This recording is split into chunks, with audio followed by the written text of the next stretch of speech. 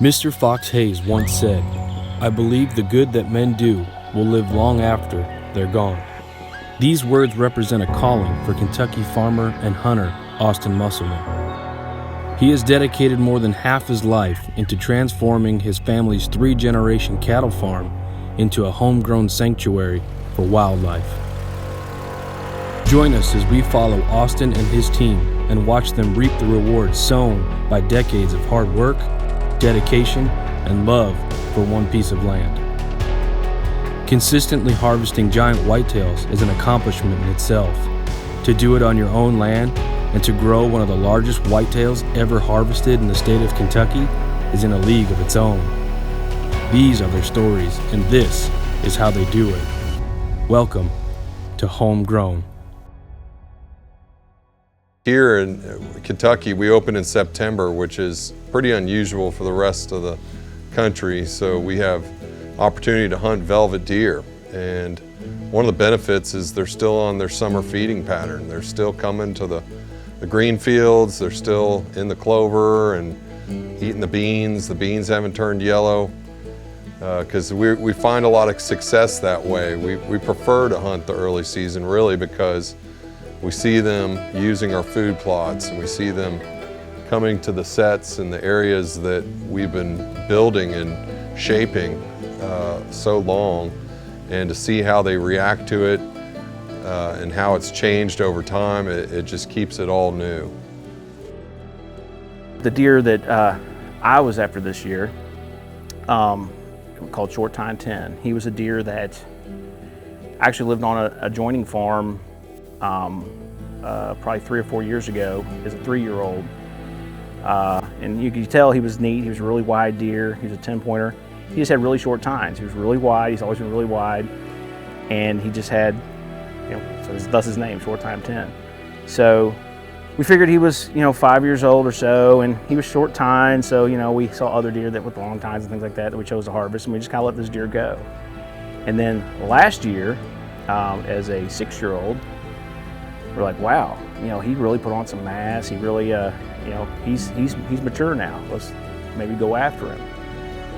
This year we had we had high hopes that he was still around, and sure enough, we put out the cameras early, and you could tell that it was him. And we watched him from July all the way up until here this opening weekend, and he was pretty patternable. Which early season he hadn't been pressured in a year, so it's like, we get this deer, we got to do it really, really early in the season before he gets educated. So that's what we did. We got in kind of a unique spot.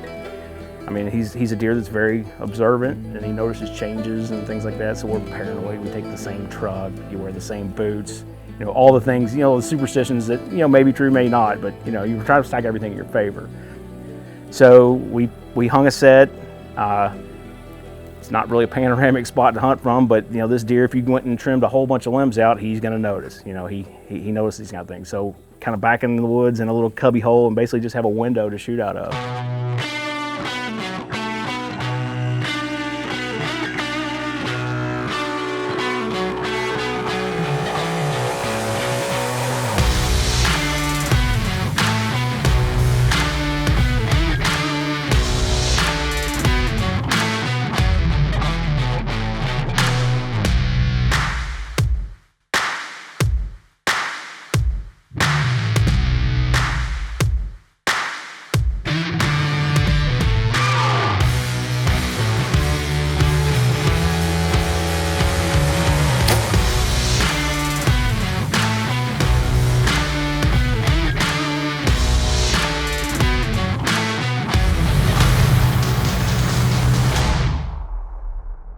I feel like I tend to be, kind of do-it-yourself person. I work on my own cars, things like that.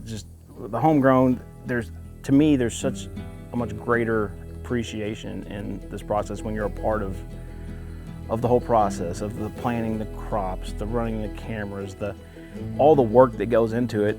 To me, that completes the whole cycle. It's not just showing up and going somewhere where it's like, okay, here's a deer, go out and get in this tree and shoot it. You're part of figuring that deer out. You're part of that deer's history from when he was a 2-year-old, and tracking it and picking up his sheds every year and keeping those sheds and just tracking this deer's life cycle, and you feel like you're part of it. It's not shopping, it's a lifestyle.